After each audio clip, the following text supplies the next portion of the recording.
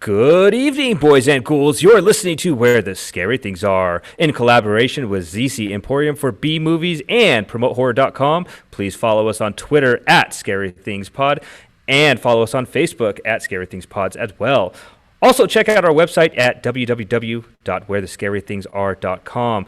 I'm your host with the most, the one, the only Monster Mash Ken. And with me is my co-host, the Mistress of Darkness, the Queen of Fright, the Lady of the Night, Muse. How you doing tonight, lady? Pretty good. Just hanging in there. Glad to be here and all that good stuff. Also joining us is the man, the myth, the legend, Chris the Creature ZC. What's up, boss? Doing great. You know, the weather's really improving. It's no longer in the 90s. And it's Tuesday, and I am so happy to be with you guys this evening. That's right. And also from the depths of Florida, where all the trauma happens, the man behind the horror, Horo, from PromoteHorror.com. How you doing, friend? I'm doing good. Coming to you live from Florida, also known as the astral plane. Woo! You do have like a halo from the light above your head. It looks like you are, look, when you get close to the screen, it kind of... That's the astral plane, I'm telling you. All right. Well, as long as you're still with us, which is kind of, I'm going to ask the group question. Normally, I just ask Muse this, but I want to hear from all of you. So I'm going to tell you about the movie we're going to be talking about. Then I'm going to ask you a question after that. Really excited for this episode. We did our interview last week with Gemma Moore from Host, a hit movie from Shudder. If you have not watched this movie, check it out. This movie is awesome. It's about 50 minutes long. Well worth it. It is brilliant, especially during COVID right now. I don't know how they pulled this off to make it so believable, but I was and loved it from go. I don't know if it was the British accents and the beautiful women, and then there's blood and there's horror and there's ghosts. I love it. I'm not going to give too much away. You won't hear that interview on the live stream tonight, but our podcast listeners will hear it in the second hour. If you are watching the show right now, please go back and watch the YouTube channel. It is on there. So my question to you guys, and Muse, I'll start with you first. Did you ever mess around with things that can contact spirits from outside? We definitely did our fair share of seances. I never, because the slumber parties and stuff like that, we always had to have a seance type thing. I would not mess around with Ouija boards though. I heard way too many stories, but we did I love to scare people even as a youngster. And so I was always trying to do things like scare my friends. And I was always like, oh, did you hear that? I mean, I would really ham it up. And I was always like, just trying to scare the crap out of everybody. So I think most of the time, nothing ever happened. But I would try to make them think it happened, and but no Ouija boards or no EVPs or anything like that. What about you guys, Chris and Horo? Well, me, believe it or not, no. Because you would think I'd be the first one to do it, but I didn't have any friends, so doing a Ouija board, you can't really do it solo. But I will tell you this. I've arrested people who have indeed messed with it, and the accounts they have is I'm bringing them to jail or I'm interviewing them at the jail of what they were doing with this thing just before I came along, or are creepy. And if you didn't believe anything going into that, because these are intelligent people. These are certainly devious, but I tell you, they got involved in something, and then the result is they meet me, and we're heading to jail, and their accounts are incredibly creepy. But me, believe it or not, no. But I'm only 56 years old. I'm young. I think I'm going to go buy one. Parker Brothers still makes the Ouija boards. Let's see what I can do. Oh, Lord. Me, never. I know better. I've seen plenty of those movies. I'm not touching it, not going near it. I love scaring the crap out of people, especially on Halloween, but it ain't happening. You couldn't pay me to touch one of those things. Nah. And we see the movies of people who do. I mean, Yeah, I'm just curious. I mean, I personally haven't done it, and I think I played with the Ouija board once and I swear it moved a tiny bit, and I don't think the gal I was playing with moved it. And I just stopped. I was like, I'm good. I don't, you know what? It's better if I don't know. So that being said, host gets into that stuff, you know, and it's kind of like as if we were going to play a game like this and we're kind of joking around, but things get a little serious and it gets a little scary. So I'm going to kick off the show with the beer of the week. And tonight I am drinking this Gumball Head and Three Floyds. I've been drinking the Three Floyds beer the last couple times. I like this beer. This is a wheat ale. It says it's not normal, just like us. So cheers to you guys on a Tuesday night where the scary things are. Oh, that is a good crisp. An American wheat ale brewed with white wheat and dry hopped with hand-selected hops from the Yakima Valley. Wow. Yakima. So Yakima, yeah. So good stuff there. Horror movie flashback. Now I got two of them. Obviously, there's a lot. The Exorcist 3 is trending right now. It came out yesterday, I believe, in 1993. I can't remember the exact date, but it came out yesterday. Yes, the cutters there. That was probably one of the scariest scenes of all of horror, in my opinion. But I really love this film. Brad Dourif just knocks it out of the park with his performance. Like, he was terrifying. George C. Scott as Kinderman. There's a surprise of Patrick Ewing in there for a quick moment, which I thought was funny. But this movie is not like the first one. The first one scared the crap out of me. This one was a different type of scary, just like quick images and whatnot, really jump scares. The music was great. I just thought the story, it was a complete horror movie, in my opinion, and it does not get enough credit. So definitely check out Exorcist 3 if you have not watched it. And another movie that makes it onto my top 10 movies of all time that came out in the year 2000, and it's Horror's first crush, Jennifer Lopez in The Cell. Now, The Cell is one of those movies that gets a lot of, like, is it horror? Is it not? I think this movie is brilliant. The cinematography, the costumes. I mean, even the acting was great. If you haven't seen this one, definitely check it out. Jennifer Lopez is a child therapist who they're using new technology to actually go inside, you know, your mind and help children find out what's really wrong with them and whatnot. And they use her. The police find this murderer that's kidnapping women and pretty much making them into dolls and doing whatever he does with them. What's his name? Vincent D'Onofrio. How do you say his last name? D'Onofrio? Yeah. D'Onofrio. Yeah, D'Onofrio. You know him as Kingpin from Daredevil and so many other movies. Law and Order, I think he was in that too. But he plays this serial killer that is just bananas, and he goes catatonic at the very moment the police find him. And they're trying to find this girl who he has in the cell, and the water is like slowly filling up. So they're trying to find her. So they hire Jennifer Lopez to go inside of his crazy mind, and things go crazy from there. And it is a must watch. Definitely in my top 10 horror movies. One day I'm going to put out my top 10 horror movies of all time. So that being said, that's your horror movie flashback. That's your fear of the beer of the week. Three Floyds, Gumball Head, and I am going to pass it on over to Muse. Okay, so we'll be talking shortly about Host, and Chris is going to give us his review on that. But it kind of it centers on a get together that went terribly wrong, and a lot of horror movies I've noticed center around friends who get together and things go horribly wrong. Hence the fact that they're horror movies. So I decided to give you some of my favorites. So I'm going to swing back around to you guys after I get done with my six to ask your opinion. But we're going to be focusing on get-togethers gone wrong. So this will be groups of friends or family members. Doesn't have to be a huge group, couple people, just kind of like a mini get together, what have you. So just be thinking about that. I'm just going to jump right into it. So, there's all kinds of get-togethers. So I'm going to start out with a classic, and I talked about it pretty briefly, and it is slumber parties.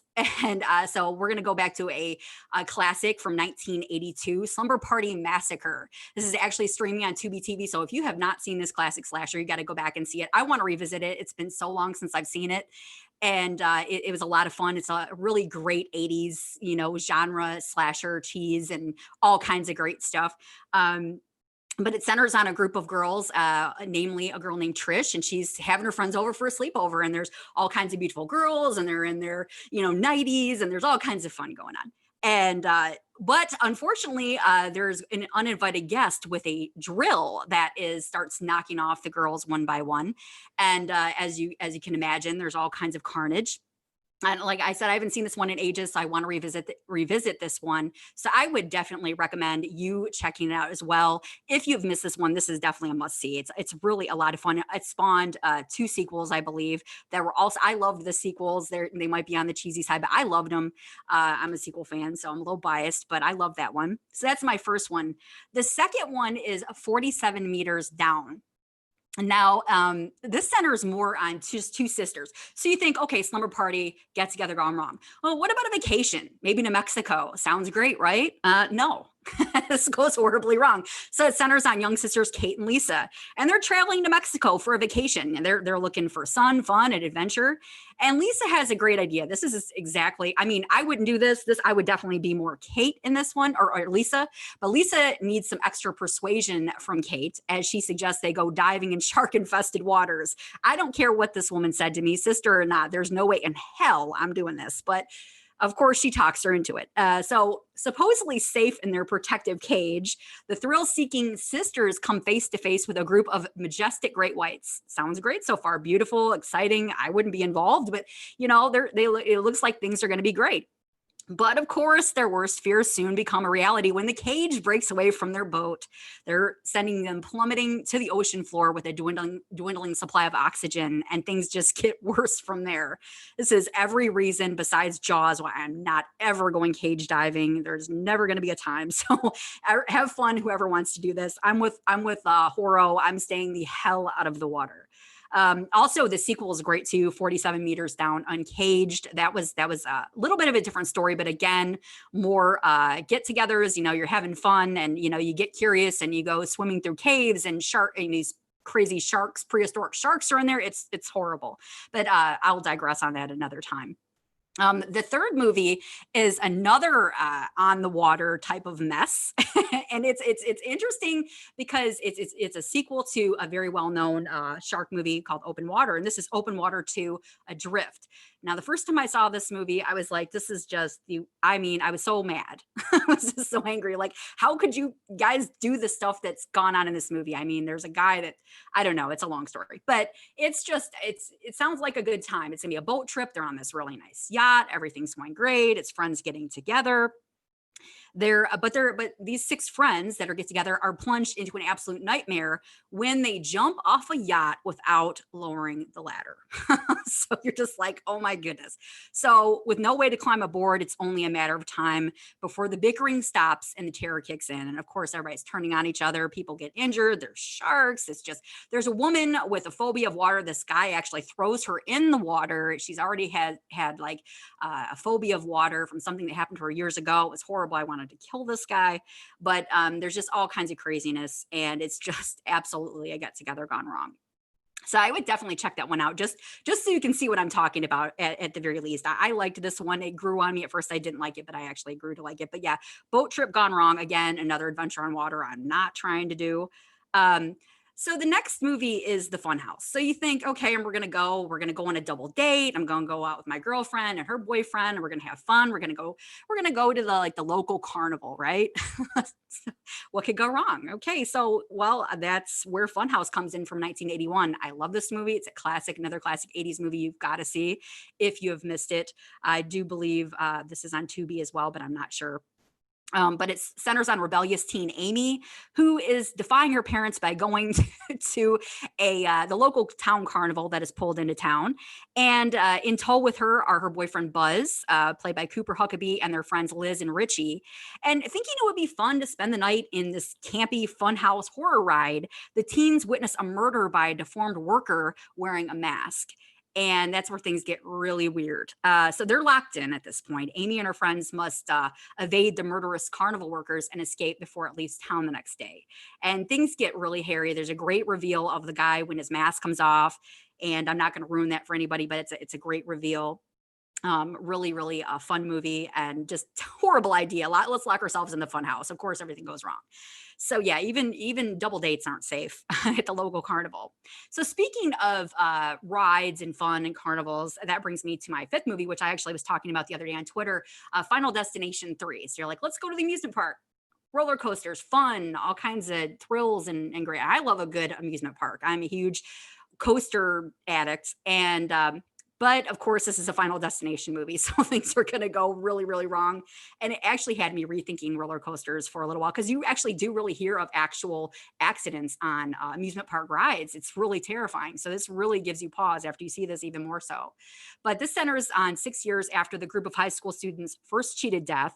And this centers on another teen played by the very beautiful, I love her, Mary Elizabeth Winstead. She has a premonition that she and her friends will be involved in a horrifying roller coaster accident. And it's very terrifying. If you've seen the movie, you know exactly what I'm talking about.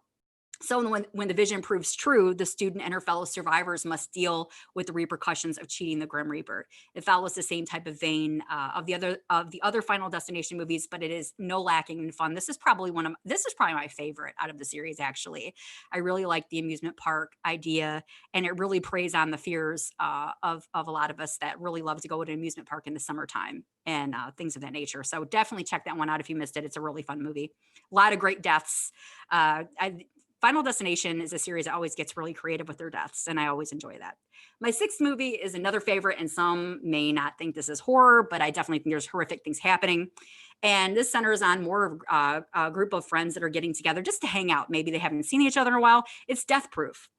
Okay, and this is like my girl power, like, kick-ass movie. And it centers on stuntman Mike, played by Kurt Russell. And he's a professional stuntman body double who likes to take unsuspecting women for deadly drives in his free time. And he's even doctored his car for maximum impact. So when Mike is purposely causing wrecks, the bodies are starting to pile up, and he's walking away with barely a scratch. So Mike may be in over his head, though, when he targets a tough group of female friends that have gotten together. They haven't seen each other in a while. They're out for a good time, just to spend time together. And I love that this includes real-life stuntwoman Zoe Bell, who actually served as Uma Thurman's double in Kill Bill, who plays herself. It's got a lot of kick-ass scenes. They really give him the business. The first group of women doesn't fare so well. They really had no idea what they were in for, but the second group of women is not playing with his ass. So that is my six. So I'm going to swing back around, and I'm going to start with Horo this time and ask him what his get-togethers gone wrong, what movies he chose. All right. Well, the first one I kind of came to mind was You're Next. Family gathering there. Definitely went wrong. Just an awesome movie. One of the very first movies that I think of when you talk about women in horror and kind of flipping the script there. I know there's other ones, but just a more recent one that most horror fans love. And then, speaking of more recent, I'll run off a couple of recent titles. I like to try to do that. One I just reviewed, The Barge People. Two girls and their boyfriends get on a barge. I guess this is something you do in the UK, because I don't know anybody who gets on a barge around here. And they go down river, and the barge people, they do what they do. We've had a one called The Rental recently. Obviously, another one of these ones, you go to a house and, I don't want to spoil it because it's a newer movie. The Beach House, which some of you guys may have seen on Shudder. That's kind of a little more of a Lovecraft kind of story, but really awesome. If you haven't seen it, definitely check that out. And also another one, You Should Have Left. Not going to say I'm the biggest fan of that one, but that's with Kevin Bacon, and that's also another recent one who they go on vacation to this house, and not good. But those are a couple of recent titles. I love that. I actually wanted to see, I'd heard a lot about the Kevin Bacon, and I've heard mixed stuff on The Beach House. So I want to check out both of them. I love a good thriller, and Kevin Bacon is always kind of interesting. He can go either way. He plays a villain, good villain and hero. I'm kind of interested. I have a bad feeling he's not a good guy in this one. I just got a weird feeling, but I'm not going to ask because I don't want to spoil it. No spoilers here. Right. Okay. Chris, what about you? I'm shocked that you two haven't mentioned this, because you've talked about this movie a lot. The Descent, isn't Yes. that yeah. And, first of all, from a guy's perspective, you get all these women getting together. We know, we know it's going to be bloody. It's going to be people are going to be impaled. Um, Guys know, and we're not disappointed. It happens, and then the Descent too. But another neat one, which a lot of people don't know about, and I saw this a couple years ago on Netflix, is a South Korean movie called The Reunion, high school reunion. People come back after, I don't know if it's 5 years or whatever, and the torture chamber in the basement is a clue that things are not going to go well at this reunion. And of course, it's South Korean, which means the gore is going to be a little um, imaginative. But if you get a chance to see The Reunion, it's one of those type movies. And the ending, too, it's one of those endings that's like, oh. And but I tell you, I'm shocked you guys didn't say The Descent or The Descent 2. And that's it for me. The Descent is an excellent one. I'm like, caves, no way. I've been through caves and I'm like, no, it's not something I'm ever going to do. And The Reunion, I am all over that. I love foreign horror. So I am all over that. That sounds like right up my alley. All right, Ken, go for it. What was the first movie that you mentioned? I was doing something. Slumber Party Massacre. Okay, cool. I thought so. So obviously, Night of the Demons. Yeah. It doesn't get any better than that. Night of the Demons is one of the first horror movies I actually saw. But that kind of just sums it up. Everybody's going out to this Angela's party, and things get a little weird. We talk about it all the time. One day I'll have Amelia Kincaid on this show. I promise you that. I am. Yeah, that, and then obviously all the Friday the 13th movies, they're all going to go camping. You can't beat that. You can pick anyone you want, but they're all going out to get, have what do you call it, Chris? Underage or premarital sex. They're going out to have premarital sex and get killed. So smoke weed. Yeah, so you can't beat that. But I'd probably pick right when you had the title of what you were going to be doing for the Sinister Six. That's the first movie that popped in my mind. I thought for sure after everybody went that somebody was going to say it, but basic me, I go to the basic horror movies, and I'm not fancy like Horo and Chris and pick these ones that only 2 people have watched. Great list. I love Night of the Demons. It's one of my favorites. I was going to say it. I talk about it a lot, and I was like, I knew you were going to say it because I know you really love that movie as well. I said that's my favorite demon-themed movie. I love that movie. So that's a classic, perfect example of let's go to a Halloween party. What could go wrong, right? Seances and demons. Exactly. If Amelia Kincaid or Linnea Quigley invited me to a party, I'd probably go. Right. I'm gonna probably say yeah. I mean, back then, not so much now. Maybe, but back then I would have gone for sure. So great Sinister Six. Let's get right into the Promote Horror 666 rundown with Horo. Right. So, as usual, Muse picks a category, and I've kind of picked a movie that kind of fits in this realm here. But I'm going to change things up. We've kind of done movies that piss me off or maybe not. We've done our own versions of movies very popular that we thought maybe should be remade, and given our own versions to that. But recently, if you caught our episode with Paul Hyatt, he mentioned, talking about doing remakes, which, I think we've kind of mentioned along the way here. Doing remakes of movies that needed something to change to make it a better movie. And that's going to be kind of the focus here. And the first movie I'm going to start, it might be a little controversial. I know lots of horror fans love it. Hopefully you guys have all seen it, so we can all talk about this. And if you haven't seen it, it's going to be a spoiler alert. So just to let you guys know. But it is the 2003 movie. So, come on, you got to get with it if you haven't seen it. And the movie is 2003's High Tension. Why am I asking for a remake of this? Everybody loves this movie. So much blood, guts. Everybody loves all that. There's just so much of it in the movie. Again, this is a French title. This came out around this whole era in early 2000s. With several other really good French movies like Inside, Frontiers, and there's a whole list of them. But High Tension. let me talk about it a little bit before we get into what the problem is here.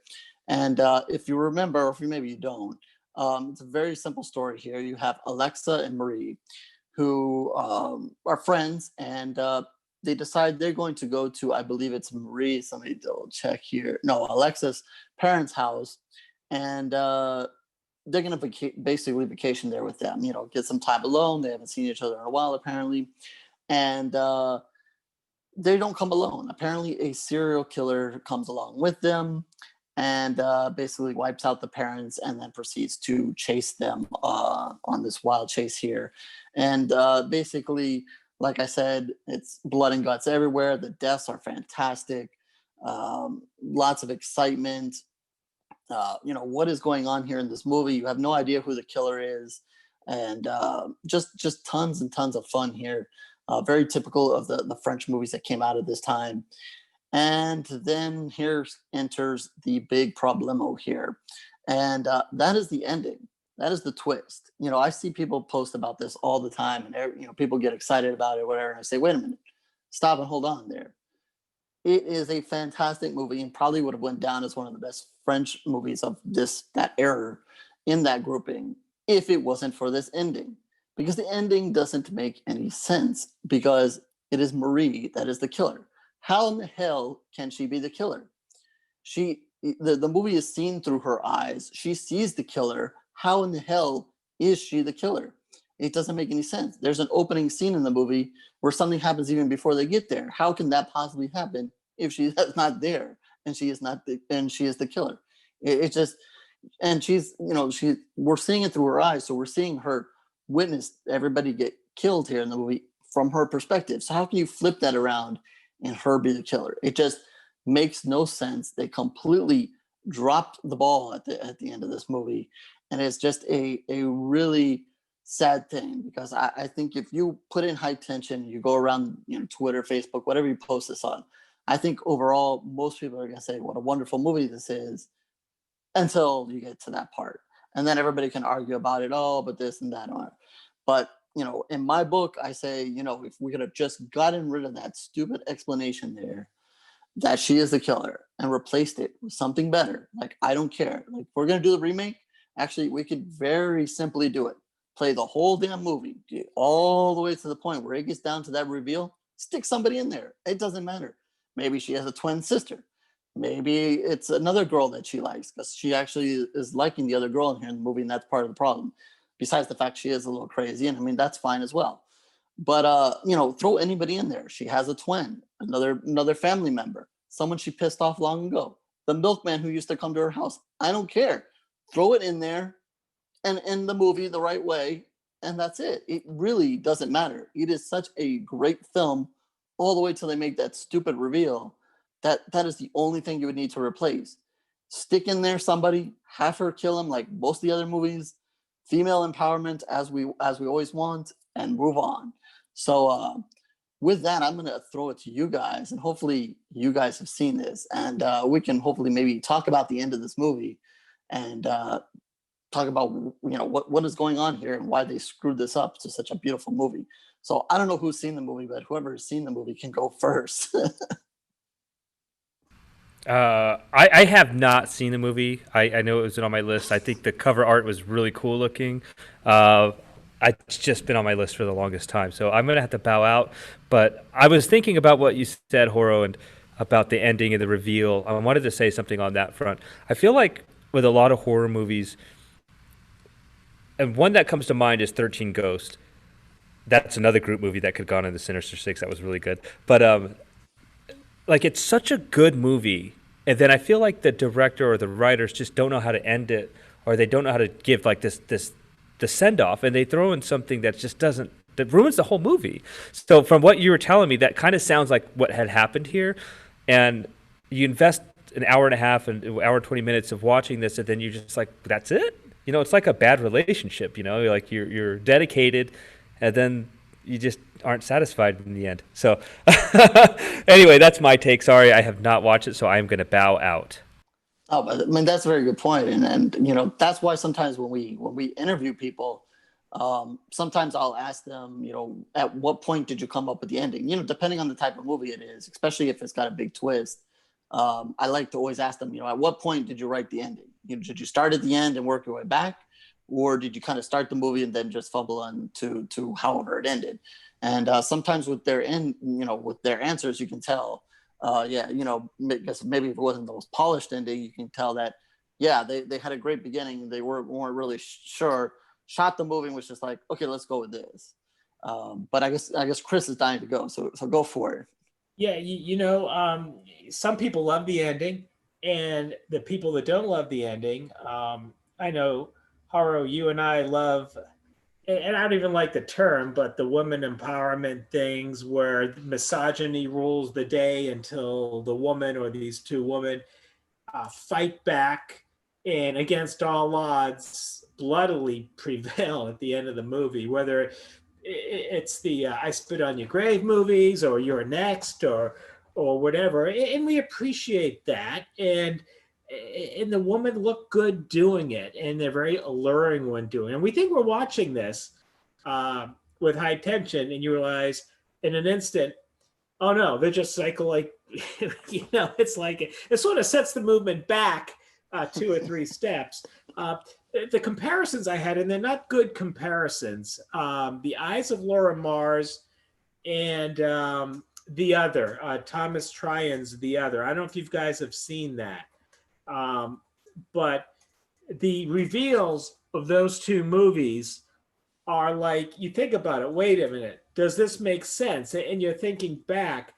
Now, those two movies, when thinking back, made a little bit more sense than the ending to High Tension when you're recreating what happened in the previous 90 minutes or 85 minutes. To like High Tension, there's nothing wrong with it. It's you can like it on many different fronts, but to like it even at the ending, it's for more of the person who's not looking for a message, who's not looking for anything but shocks and gore. And if that's what you're looking for, great. But you sort of appreciate the efforts and what's being put forth in a socio-political sense of the anti-misogynistic movie where the woman will overcome it, and then all of a sudden you realize, oh no, this is not that movie. So just my thoughts. Yeah, definitely. I mean, it is, if like you just said, I mean, if you're just looking for the gore and that's what you want, watch this movie. If anybody out there like Ken has not seen the movie, if you're just going to enjoy blood and guts and gore, and you really could care less how the movie ends, go for it. This is a great, fabulous movie to watch, and throw it on Twitter and everybody will agree with you. The gore and blood and deaths are fabulous. But if you're looking for an explanation at the end that makes sense, forget about it. I agree. I was really disappointed with the ending of this one. It was kind of like, it is a little deflating because you thought there was a lot more going on. But I was sitting there and I got to make sense of this. So I was sitting there thinking about it long after I watched it. And she's definitely unstable. She's crazy. She's definitely unstable. So I guess I looked at it like where the only way the ending could make sense to me, of course, I had to try to make it make sense. And this might be a lame effort, but this was my take. My take was that even though we were seeing through her eyes because of the fact that she was crazy, it was almost like she was hallucinating what you were seeing. So it wasn't really, she wasn't really seeing what you thought she was seeing. Like more or less like it was all just a delusion, which would make at least some sense. And that may not be the greatest way to end the movie. And that might be kind of like one of those things where you're just kind of like, they could have did something different. And I totally agree. They could have done something different. I wish they had. But I agree with you. It's a brilliant movie. I loved it. I only saw it once, I think, because of the ending. But that was kind of my take on it. That it was more or less it was just all hallucination. Her seeing, it was almost like she was seeing somebody else kill somebody, whereas it was really her the whole time. Where you're seeing it through her eyes, but the reason why you're seeing it is because you're in her head, which is all mixed up because she's batshit crazy. So she's just basically hallucinating. So that was like my take on it. I didn't like it, but I guess that's kind of the conclusion I drew, because other than that, it made no sense at all. Yeah, I mean that I kind of did what you did there, and I'm like, the fact that they put her in the hospital there, and you see her Yeah. there, you really try to put that into the movie. But I think even then, it still fails at a certain level, because if you go from that angle, it really takes away from what you think, at least, from her perspective, is a real event that happens. And it's just more fun to think that everything happened is real. If you think she just imagined the whole thing and it was just her sitting in her cell and this whole event goes through and then whatever, well, lots of people could just do that movie, sit somebody in a jail cell or sit somebody in the corner, paint some elaborate crazy thing and then end the movie and be like, oh well, it was just their crazy dream or whatever, which still in fact is just dumb. I mean, it Right. just Yeah. takes I mean, yeah, it definitely was. It was deflating. It was, like I said, that was like the only thing the only conclusion I could draw was that she was hallucinating a lot of the murders and stuff like that. And we weren't really seeing what we thought. And yeah, it just definitely didn't do it for me. But yeah, brilliant up to the end. I mean, it's just, we were kind of like, wait a second. So yeah, because you really want to believe it. I mean, this stuff is definitely happening, but you feel like you've been tricked, and that's not a fun feeling. So yeah, I'm with you. I hated the ending. I love the movie, but I hate the ending. So I've only seen it once. Can I ask just one question before you move on, Horo? Just on what Muse had said, because it would make a lot of sense from that perspective. And I want to throw in another movie that has nothing to do with what you're talking about. But Muse, you just recently watched The Joker, right? So it kind of sounds like the ending of that movie. If you haven't saw The Joker yet, I don't know what you're doing with your life. But because was it something that he was imagining? Was it something after? It's like it kind of sounded like it was the same. Am I wrong in saying that? Or is it kind of the same thing? I definitely think he was imagining some of it, but Yeah. obviously the relationship with his neighbor, that was obviously imagined in his mind. Right. But the rest of it I really felt was happening. So I hope it was, because that would be kind of disappointing. But I mean, I see where you're going with that, and I mean that's fine. And in the movie, if they would have, I guess maybe if you're going to go that route, and you need to balance it out, like you need to do maybe more back and forth between what the hell is going on in the hospital, or placing her there more often. But throughout the movie, it's basically when she gets with her friend, she's there with them, until the end part, and then you find her there in the hospital. So in order to kind of construct that, you need to throw in something there to lead the audience to think that she's not really there. And I think the thing with the Joker is a very good example, but it's very hard because lots of us already know the Joker's story. So we're really not expecting that to be totally in his head. We can very well, if you're well versed on Batman and Joker, you're very well versed in knowing that, okay, everything that happened could happen. Whether it did or not, is, we can argue about, but it is possible because we know so much about it. Don't think I didn't forget that you and I are going to go watch Robert Pattinson Batman in Florida. Oh, we're going, dude. I'm flying down there, and I'm going to pick up Chris. And if Muse wants to leave the Cave of Wonders, she's going to come with us too. Yeah, that sounds like a good time. Just to see Horo squirming over there, going, I can't believe he talked me into this. Us four in a movie theater, something's going to happen. Like something Antrum's going to happen. Coronavirus on top of it. We'll resprout coronavirus right there in the movie theater. I'm telling you, I really feel like we are responsible for releasing COVID-19 into the world because we watched Antrum, and I think a week later this shit had happened. So I blame Killer Casey and that stupid squirrel that she kept posting, and that was the bringer of deaths. So anyway, what's going on in the horror world? Oh, okay. Well, this is exciting because don't put yourself on mute because I'm going right back to you. Because I was burping. I had to put myself on at the beer burps. Well, you can do that, but I'm going right to you because I want to know your reaction. We want to know, the entire audience wants to know Ken's reaction to the fact that he's going to be pissed off about a remake now because today it comes out that they want to do The Exorcist. I just saw right before we logged on, and I thought it was fake. I thought because people post crap to post crap, and with all the trending of Exorcist 3. Now, I'm thinking. Speaking of being in a movie theater, one of the few times I was in a theater and I was kind of scared when I watched The Exorcist: The Beginning. There were some scary, tense parts in there. It was a good movie. I really liked it. We only saw it twice. but I really liked it. I thought it was pretty solid. It was definitely not like Exorcist 2, which was garbage, but I didn't watch the series. I didn't watch the other spin-off Dominion. I didn't watch that one, but Exorcist the beginning, I did watch that one and I liked it. Um, that being said, I it, I'm gonna probably check it out because I love the franchise so much. It's my number one all-time favorite scary movie, the original, and then the third. Um, so yeah, I will check it out. I'm not upset about it. I'm more curious to see, as I hope they do it justice. And I'll tell you this much: the way that we've been getting pretty lucky with some of the movies that we've got to review and watch. I mean, obviously there's some that are way out there and funny and or whatever, but horror is making a comeback. And there's so many great films out there that are chilling and scary, just like the movie we're going to talk about in a minute with Chris, with Host. Like, there's people out there doing good stuff. So, am I upset about it? No, I'm more skeptical. I'm going to give it a benefit of the doubt. You know, we'll see who's directing it. If it's Michael Bay, I'm not watching it. I'm just kidding. But no, I'm curious. I'm curious to learn more about it. Obviously, we're probably not going to see this for a couple more years, a year and a half. I don't know. But yeah, I don't know. I love the franchise, so I'll probably check it out.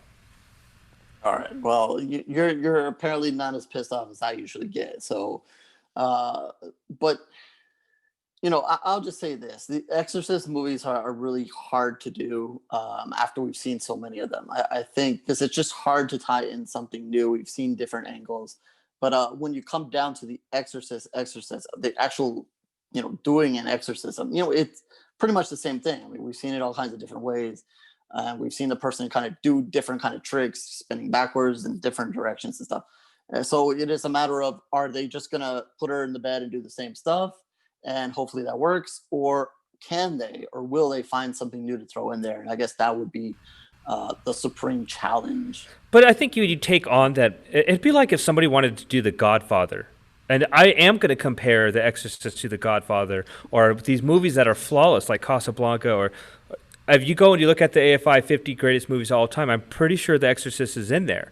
And it's something that it's got to be with The Shining and Psycho as the top three horror movies of all time.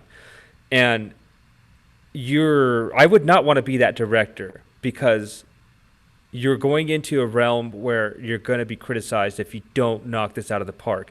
Jaws is another one. You can't remake these movies because they're flawless. You can't repaint the Picassos or the Van Goghs because they're flawless and they're done in such a beautiful way.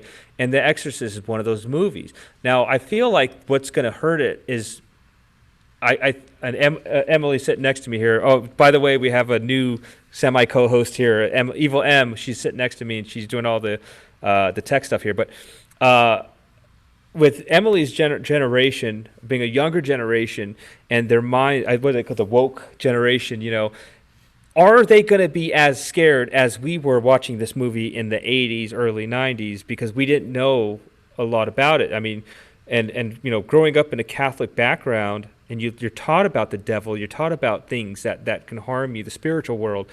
But I don't know if today's generation is kind of taught that. So maybe they're not going to be as scared. And some people don't like the Exorcist now because they don't find it scary. So I wouldn't want to be the director, because you're taking on this huge job where it can blow up right in your face. I'll just say that this maybe to wrap this up. We talked about it with Child's Play and a couple other ones. If they wanted to do it, they're probably going to end up doing it and regretting that they name it The Exorcist. It's probably going to be one of those things. They put it on screen and then would have been The Exorcist of whatever. Put in a name or change the name a little bit and go with that route. And they're probably going to wish that, because, like you said, they're not going to live up to it. There's just no way, because we've seen so many Exorcist movies now, and it's just very hard to find something new and different.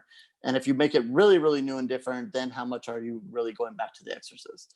So I think it's, at the end of the day, they're going to wish that it wasn't a remake. They entitled it something else and ran with it. But with that, I'll just jump into a couple other things real quick. Speaking of remake news, I know this has been out for a while, but we haven't talked news for a while. And Scream Part 5, another remake, sequel, whatever you want to call it. Courtney Cox is jumping in with Dewey there. So, like I said, hopefully they are the killers, which can't happen because there's no way Dewey could possibly kill anybody because he's just not that smart. Supernatural, they have announced that it's going to return in October with the final 7 episodes. I am really heartbroken about that. But I'm even more heartbroken that we didn't already get to see it already, and this damn virus doesn't go away, and I can't watch these things. So we'll have to wait till October and get that over with. Let's see. We have something called Welcome to Blumhouse, and I guess this is going to be 8 films that are going to come onto Amazon Prime.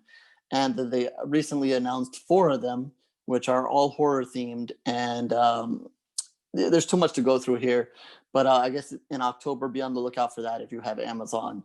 Some special movies just set for Amazon Prime. I guess they're not going to be released anywhere else. Something we always like to talk about, Terrifier. They're going to have a three-issue comic book come out. So that'll be interesting. So for those waiting for the movie like all of us, I don't know when that's scheduled to come out, but it's in the works. So I know this is, again, we continue to talk about the horror icon of Art the Clown, and this is just steps to making that happen. A movie that I liked, and it's on Netflix, kind of a surprise that I saw, which is The Babysitter, and that's going to get a sequel, and that'll come out in September. If you haven't seen that, watch that, and hopefully the sequel is as good. Much better than I thought. It's a horror comedy, and I'll leave it at that. I want to run down, it's been a while here, run down some recent trailers. They've released a ton of new trailers for stuff that's recently out or coming out soon. Monster Force Zero, Rev and Hawk Vampire Hunters, No Escape, The Lockdown Hauntings, Undergods, The Faceless Man, The Good Things Devils Do. That's going to have some familiar faces in there, so watch out for that one.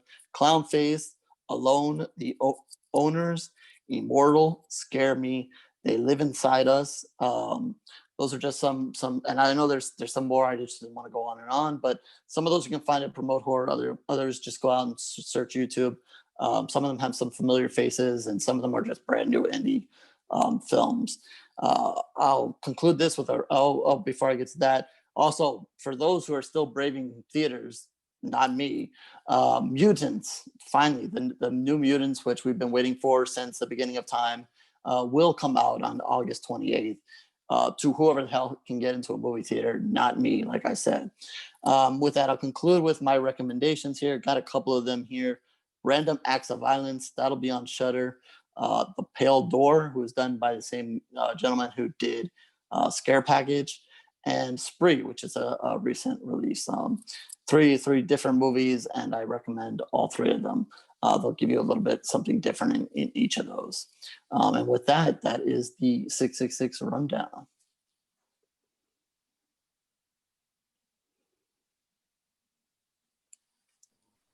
You're on mute, Ken. Oh, oops. He's counting us down. This is filler space where I'm supposed to just continue to talk until eternity changes and time goes on. And we can talk about Florida and how I will not get to see the New Mutants movie. Sorry, there was a phone ringing in the background. I'll edit that out. I didn't want to hit mute. Anyway, just real quick on the New Mutants. You guys know me. I'm a big superhero Marvel fan, and I do like some of the cast members that are casted in that movie. I'm just probably gonna take a pass on that one, man. I'm just not digging it, and I'll leave it at that. So let's jump right into the creature feature of the week with Chris. We're going to be talking about Host, and after Chris's review, we'll kind of talk about what we thought about it, and then we'll wrap up the show. Yeah, Host, not to be confused with the South Korean monster movie. I don't know if you guys saw that, but that would have been a fine one to do a show on, but maybe in the future. But Host is a more contemporary movie, and I'm not talking contemporary the last 5 years. I'm talking like the last 5 minutes. What we're doing now, and I joked with Gemma Moore, who's the very lovely and talented young actress who will be on with us in a moment, that what that this movie does to Zoom, it's probably going to really put Google stock down in the dump, because I can see a bunch of people bailing from Zoom. I joke with her that we're going to abandon this medium and go to interpretive puppet theater. It's a line I got from Mystery Science Theater 3000. I can go on and on with that one, but it's kind of neat. We Zoom. It's kind of neat. We were sort of forced into it maybe mid-March, late March, and people were looking for ways to keep connected with their buddies, and they realized they can keep connected. Match.com seized on it. I don't know how that's going to work out, because there's certain things you can't do over Zoom. Um, but people went to class over Zoom. People took tests over Zoom. People met with their theater groups over Zoom. People did talent shows over Zoom. I'm speaking of my daughter. The theater group she belongs to, they did talent shows. They sang, they danced, they did whatever. And then they turned those into fundraisers. A lot of good stuff over Zoom. And where there's good, there's bad. And Haro and I can recognize this, that when you start talking about conjuring up the other side, we've seen enough. We're not going to do it. We're not going there. We're going to watch it in the movies, enjoy it, and that's as close as we're going to get. Because even someone like me says, "No, I don't believe it. I don't believe it." Says, "Oh yeah, here." I said, "No, I'm not doing it." And but, I mean, you just don't know everything. I saw a couple of movies about the eighth dimension. I didn't even know there were 8 dimensions, but apparently they're right there. And H.P. Lovecraft has written things that they come over and grab you. Well, Zoom is a contemporary movie that starts off very familiar. You meet 5 or 6 girls and 1 guy, and they're just going to get into the chat. And they're friends. They're in lockdown. The COVID-19 thing hits. I think it's London, and they're in different places. Most of them are in young girls, I don't know, college age, maybe young professionals, but they're all over the place and moving together, and something happens, and you guys can relate. The novelty of Zoom started wearing off. People, like, I remember when we were watching church on the computer, after a while, this isn't doing it. I want to get back to church. It just went back. Everybody did. And people got sick. It was a reminder of we're locked in our house. And so there's a real genius here. Somebody who Haro and I would have absolutely no affection for. Haley comes up with a brilliant idea. And you want to talk about brilliant ideas of 2020. This is right up there. Let's have I don't know if you want to call it a seance, but a session on Zoom where we contact the other side. What could go wrong? Well, the movie is only 50 minutes long. So if anything's going to go wrong, it's going to start going wrong pretty quickly. Now, what will happen is some very technological 2020 Zoom, Google horror mixed in with the old classic horror, the jump scare, the things just out of the camera, the voyage into the attic, the lights going out. Let's look for the fuse box. And so those old classic reliables are going to be interspersed with what's about to happen. And they bring on a lady named Haley, who's played by I'm sure she's a very nice woman, but her character is somebody you got to shy away from. Haley Bishop plays Haley, and she's contacted this medium, and the medium is perfect. I mean, I don't know. I didn't have time to ask Gemma Moore. Is Ceylon really a medium? Because she had that look. I don't know if you guys ever saw Seance on a Wet Afternoon, but this is the closest you get to a legitimate. She had it down.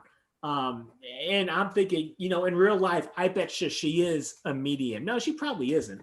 But she's got this thing. I've never done it on Zoom before, but it should be possible. We're going to sort of virtually join hands. and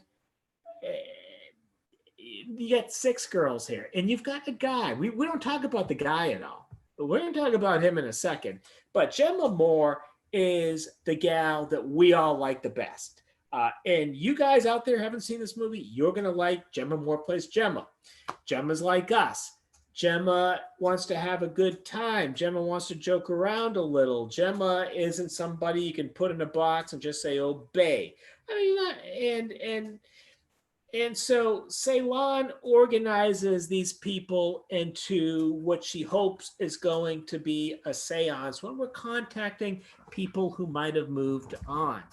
Now, the guy in the movie, he's the only wild card. He's not like the others. He has a home. He looks like he's got a nice home. He's got a pool. He's got a beautiful wife. And he's in a very nice suburb. He moves from the swimming pool outside to a very nice kitchen. And he is, what is his name? Alex, played by Alex. I can't read that. I think it's his real name. I think Alex was his character name. And he's a wise guy from the start. And it's neat because, he brings on in the background this little evil looking clown marionette. And that evil clown looking marionette is going to come back in one way or another. And I won't say if it will or not, but you're just looking at that. So I don't know what's going to happen in this movie, but that thing is going to come back. And in the movie, well, it starts off innocent enough. And you get the feeling that Ceylon, the medium, isn't really expecting much. And it doesn't really look like anything's going to happen. Now, this is weird. This is only a 50-minute movie. But when I describe it to you, it's going to sound like a 2-hour movie because it builds really slowly. I think the first thing we might see is a slight reflection that might or might not be anything. And you're looking at it because it takes a while for you to see it. You say, no, that could be, that's nothing. And then in no time at all, these ladies, these girls are in mortal danger. And we unfairly, and you'll do it too, but when you think about this movie a day or two afterwards, you realize you're not being fair when you say Gemma brought it on, because one of the things Ceylon says is you do not want to disrespect the spirits. We should be fine. Just take everything seriously and do not disrespect the spirits. Well, this is part of the reason I don't do seances. I'd be the guy disrespecting the spirits, and I know that, so I'm not going anywhere near them. And so Ceylon cuts up a little bit. And apparently her cutting up a little bit made an enemy on the other side. And instead of connecting with the spirits, maybe connected with something else. And you think about Annabelle, and you think about the 2 nurses who are talking to this playful spirit and inviting them in, and they think initially they're talking to somebody, and of course, because they disrespected the spirits, they might be talking to a demon. And when you open the door for demons, which it's not good. It's not good. And you're thinking, well, it's on Zoom. It's like a foot and a half here, a foot and a half here, a foot and a half here. How scary can it be? Well, it is. The way is it Masters? What's his first name? Rob. Is it Rob Masters? What's his? Oh, Savage. Rob Savage. What he does is intense, and it's localized, and it's quick, and you're focusing on it, and it hits you, and it does. You're gonna jump, and whatever has come across is mad. It's gonna inflict carnage, and the carnage is going to be ambitious. It's not like someone sitting on the screen and going like this and just dying.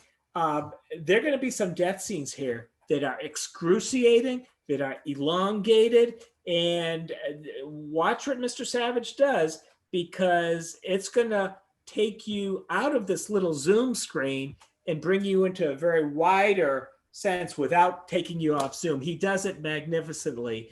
And it's almost excruciating. You got the six girls here. You know, Alex, you don't like him from the start. You just don't. But the girls, some of them you like, some of them are okay. And Gemma's the one you really, really like. And Haley, she's likable. But you're like, oh, don't let it happen to her. Don't let it happen to her. And the thing is, it gets into everybody's. It's kind of like COVID-19. It gets into everybody's computer, and it doesn't just stay there. It remembers you, and if you get off the line, it doesn't care. It remembers you. It is mad. It wants vengeance. It wants revenge. It doesn't like to be disrespected, and it's having fun what it's doing. And it's going to be bloody. It's going to be scary. It's a good lesson for us. And like I said, if you were thinking of not doing Zoom anymore, this movie might actually make up your mind for you. But you know, it's a good message because think about it, and you guys could maybe talk about this, but the scares in this movie are classic. The jump scares, the death scenes. It's the classic element fused with a very modern phenomenon on our computers. And I'm not going to tell you the ending. There will be carnage. There will be death. And warning though, it's a Zoom session. And what do we know about Zoom sessions? They're 40 minutes long. So have at it. You know, the ending, the very end of the movie, in a sense, reminded me of the end of the Blair Witch Project, where there's going to be a very horrific scene and you're going to be left like that. And you'll be thinking about it for a while. So what did you guys think? I loved it. I love Gemma Moore. I would love to see her in more things. And you'll see on the interview in just a moment, you're going to fall in love with her too. Yeah, I want more of Gemma Moore, man. I was in love with her. She was speaking. That's the alcohol talking. I'm just kidding. No, it was a great interview. I thought her role was great. It was brilliant to come up with this simple idea. And we didn't talk to the director or producer or anything like that, but they made this work in a time where we can't make movies, or they're not out there directing or acting or whatever, and they made this work all through Zoom. And it blew my mind because I wanted to find out, like, was somebody in there in your apartment, in each person's apartment? How did that work? What was going on there? Was somebody doing this or that? But it's been a while since I've been kind of like on the edge of my seat watching a scary movie, and I'm kind of like, ooh, that was good. Ooh, that's a good scare. Or, what's gonna happen? I think like Hell House was one of them that we watched. I really liked Hell House. I thought that was a good scary movie. But I think because you're in it, in a sense, and just like I'm talking to you four right now, or you three right now, something can happen if Muse, I don't know what's going on with you. You could be getting murdered right now, and I have no idea. Or Horo, and you're in Florida. Florida man might come and get you, or Chris, or something might happen. don't turn around. But they made this work. I give this movie like a 5 out of 5. I thought it was brilliant. I thought the acting was great. These women were in pure terror, and they were acting, but it felt so real and genuine. It wasn't fake. There's a lot of emotion in there, and Gemma was a troublemaker, and Gemma gave us a good movie. That's my take. I'll throw it over to Horo. All right. Well, let's see. I believe I was the first to watch it, and we kind of talked about it. And when we were talking about getting on a guest for a show, and we somehow we knew that this was going to blow up before it even happened. And I know a movie is good when I watch it multiple times. And because I'm so busy watching movies that I only watch a movie multiple times if, one, I'm totally confused and lost and I've missed what the hell happened. Maybe it was because I was doing work, or maybe I'm just too plain stupid and missed it. Or I really loved it. So if I really love a film, I'll go back and watch it. And this one's really easy because it's less than an hour. So, I watched it again. I've actually watched it 3 times.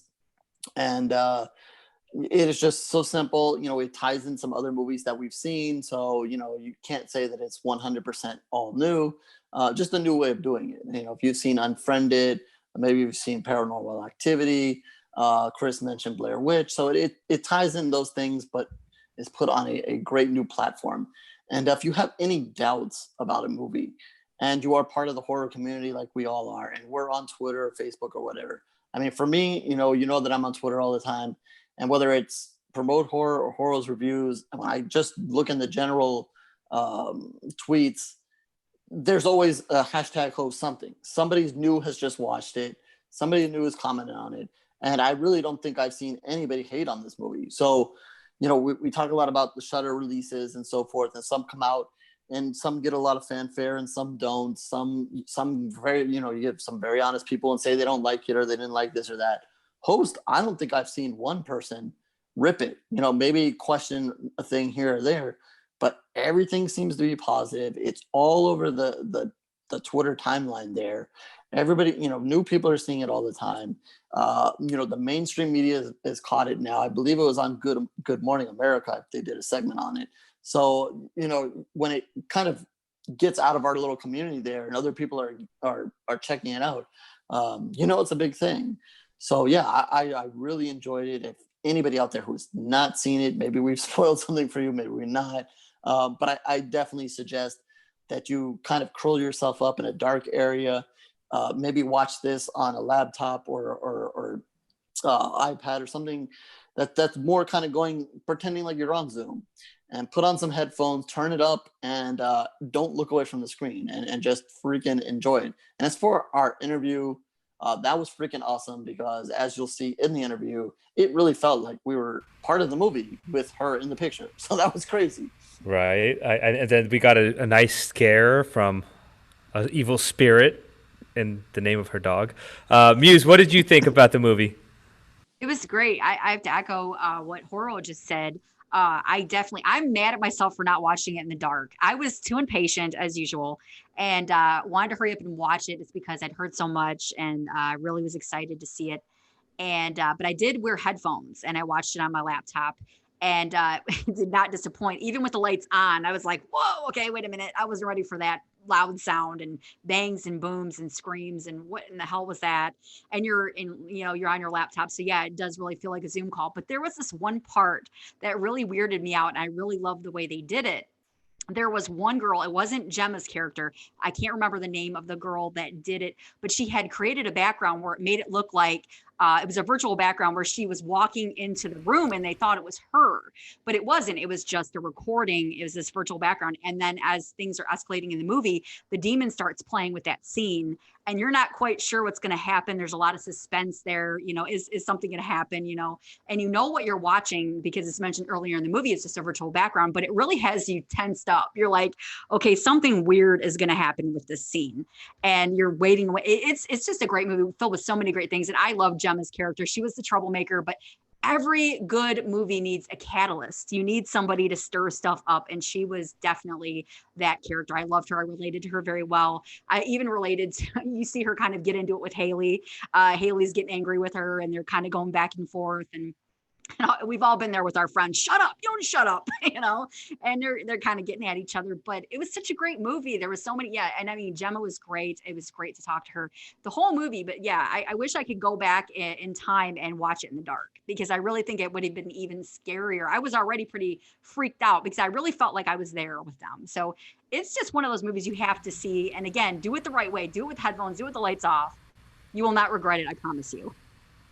Muse, when was the last time you actually really did get scared in a movie? I can't imagine you getting scared in a movie. I was really freaked out. There was a movie, and it's a demonic possession type movie. The Possession of Michael King really freaked me out. If you ever get oh yeah, I gotta watch that. I gotta watch that. If you ever get that really freaked me out. I really didn't know what was going to happen. It's like a found footage movie, but it's really, and even for fans that are not fan of the genre, I heard a lot of positive things about it, and I just happened upon it one night and. It scared the hell out of me. It was one of those movies you really were waiting. You knew something bad was going to happen. It's building. Things are getting worse and worse and worse. And it just really has you on edge. It's another great film like that. That was the last time I got really scared. Well, here's our interview with Gemma Moore. Enjoy. We'll be right back, everybody.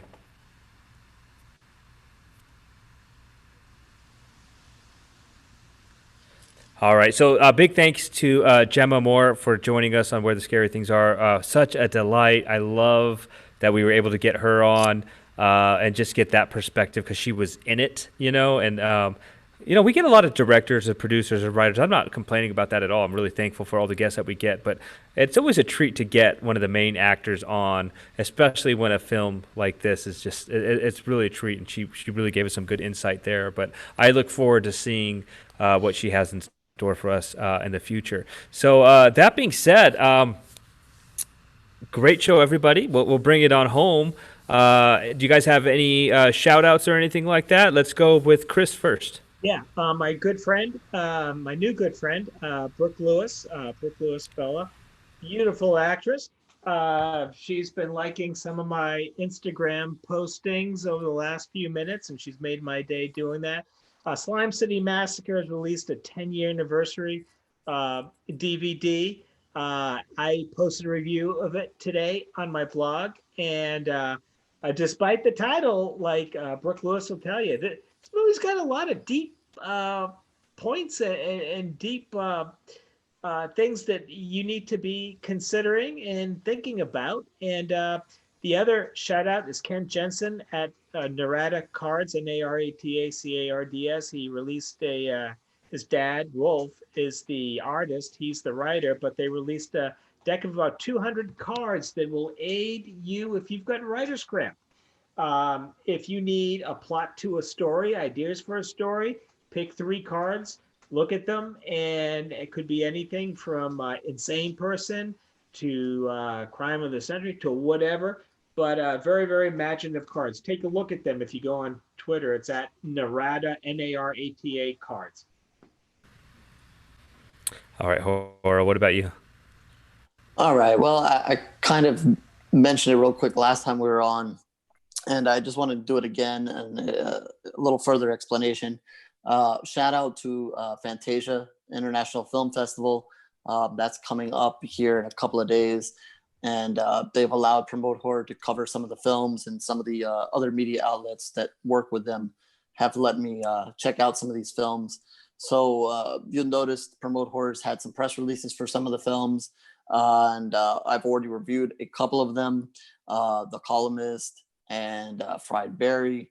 And I will be releasing more reviews as we get closer. Some of them I can't say anything about. So just follow on social, follow the site, follow the Horror Square reviews. There'll be reviews, there'll be press releases. I'm trying to sneak in some interviews as well. Hopefully that works out. But these are some really amazing films. I've already seen several of them. I saw one today, really freaked me out. Talking about things that freaked you out. But these, again, I always say that, a lot of these film festival movies are hits, and there's to be some of the best movies you see of the year.